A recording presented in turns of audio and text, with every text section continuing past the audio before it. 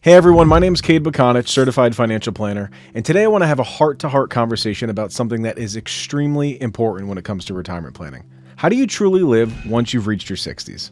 Now, I'm not talking just exist, just to get by, but I'm talking to really live. You know, I see it all the time in my practice. People who have spent decades working hard, saving diligently, doing everything right according to conventional wisdom, but once they hit 60, they're in the same mindset that got them there. More work, continuous discipline, and delaying gratification. But is that really the best intention? Ultimately, here's the truth.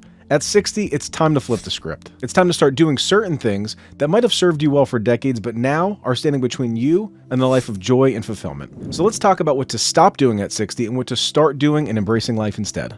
Because these years can be some of your best, if you approach them with the right mindset, you'll enjoy life much more than you ever have before. Stop making money your priority and focus on living well. So first, let's address the elephant in the room, the relentless pursuit of more money. After decades of working and saving money, many of us have developed a habit that's just too hard to break, or at least it seems to be. We keep thinking, just a little bit more and then I'll be secure. But really, is a little bit more enough? The financial reality that many people don't realize is that at 60, your money should be working harder than you are. The decades of compound interest and investment strategies that you've implemented, the retirement accounts that you've built, these resources are now mature enough to generate returns without constant labor. I have a client who is 62 years old who continuously just insists on working 60 hours plus a week despite having more than enough money to retire. When I ask him why he insists on continuing to work, his response was simply, "That's all I'm used to, that's all that I know." So we sat down, ran the numbers, and I showed him that his money was actually earning more than his annual salary at this point. That was his wake-up call. Stop thinking that you need to trade all of your precious time for more and more money. Instead, let your money work for you while you focus on what truly matters. Your financial resources are tools to enable your life and not the other way around. Start spending money and time on joy without feeling guilty. And once you break free from the save everything mindset, the next step is to start spending on what brings you genuine joy. Don't focus on that nagging guilt of keeping all of your money that's been following you for decades. I'm not talking about reckless spending or emptying your retirement accounts on luxury cars.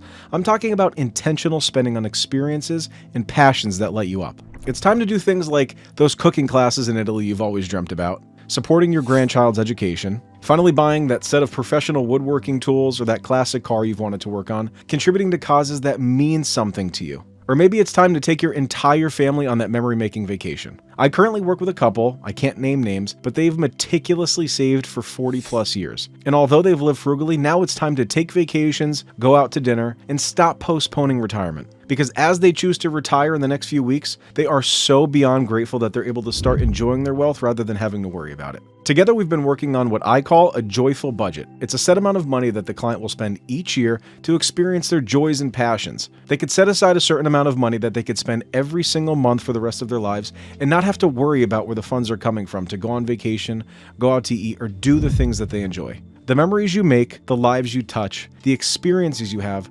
these are the true returns of your lifetime of work. And honestly, even though I'm not in my 60s or ready to retire, I hear it too often. Someday I'll take that trip. Someday I'll learn my new hobby. Someday I'll write that book. Stop postponing things that you enjoy and that you're so passionate about. Take the initiative today just to simply enjoy life. Because the truth is, health and mobility can change unexpectedly, and it's important to enjoy your life today. I've seen too many clients and heard of too many horror stories of people that plan carefully for adventures in their 70s only to face health challenges that limit them before they ever knew it could. I hear stories about people hiking the Appalachian Trail or going to the Bahamas or doing things that they've always wanted to do, and I'm so grateful that those people took the initiative to enjoy life while they can. God forbid their health was taken from them before they could have ever anticipated it. As a financial professional, of course I promote financial wellness, but the best time to start crossing items off your bucket list is now, not when everything is perfectly aligned. Whether it's learning a new skill, traveling to new places, or pursuing creative passions, these experiences are best enjoyed while you have the health, energy, and the clarity to fully appreciate life. Your bucket list is not a someday plan. It's your roadmap for right now. And another recommendation that I have for you before you choose to retire is prioritize your health. Because without health, all of the wealth in the world cannot improve your quality of life. I'm talking about simple things like regular checkups and preventative care. Don't postpone those appointments. Do simple things like exercise, go on hikes, and eat nutritious foods that you actually enjoy. Manage your stress because that has an impact on your heart and on your brain. And even though this isn't directly related to your finances, having a positive impact on your mental and physical health will only improve your quality of life, which is much more valuable than any amount of money. So rather than simply just managing your conditions by using medication, completely transform your life in order to live the life that you desire and that you deserve. Take a swim, take a hike, spend time with family, be active, and enjoy the life that God gave you to live.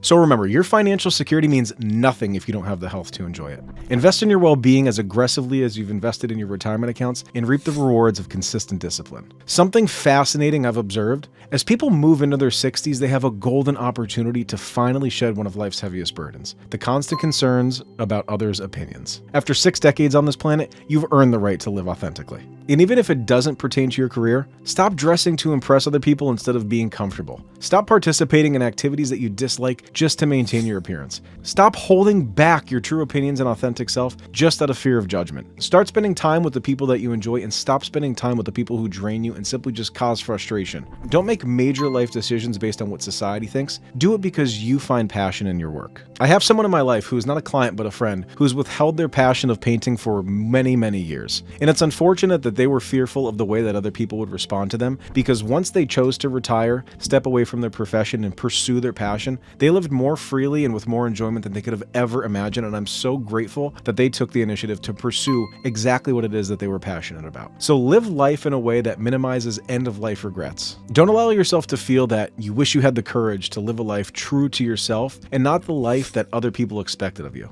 Please don't be someone who says, I wish I hadn't worked so hard and I wish I enjoyed my life more while I could have. In your 60s, you have a precious opportunity to continuously design the next chapter of your life and avoid these regrets. Live with intention rather than by default, and express your love openly to the people that matter most. And the reason that I emphasize all of these aspects of life, even though I'm a financial professional, is because when I work with my clients, we have intimate discussions. It's important for me to understand what you value most and to help you take the initiative to live your best life today. So by creating moments of joy every single day, that's how you develop meaningful relationships. That's how you express to the people that you love how much they really mean to you, and that is how you live life to the fullest. Now, dealing with health challenges can create obstacles that you never thought that you might face. That's why I emphasize the importance of exercising, eating healthy, enjoying social events, and doing whatever it is that you love most. So don't wait for perfect circumstances to start living your most authentic life. Do it today. So at 60 years old, whether you're retired or thinking about retirement, you stand at magnificent crossroads. You've accumulated experience and wisdom and likely some financial security, so ahead lies unlimited potential for joy and meaningful fulfillment. Stop postponing joy. Stop prioritizing accumulation over experience, and stop caring what other people think. Instead, start prioritizing your health and live as if tomorrow's your last day. Spend money on experiences that bring you joy, prioritize your well-being above all, and live authentically without apology. Because whether you continue working because you genuinely love your career or transition to something entirely new, make sure your focus shifts from success to significance, from accumulation to appreciation, and from security to celebration. Life is long if you know how to use it. All I can say is that your time is now. So what will you start doing today to improve your quality of life? Thank you for spending time with me. I hope these reflections help you to create your most vibrant, authentic, and joyful life at the age of 60. I'm Cade Bekanich, certified financial planner, helping you to prepare for the next stage of your life. If you've enjoyed this video and think it was helpful, like, subscribe, and if you'd like to schedule a meeting, click the link in the description below to schedule your first meeting today.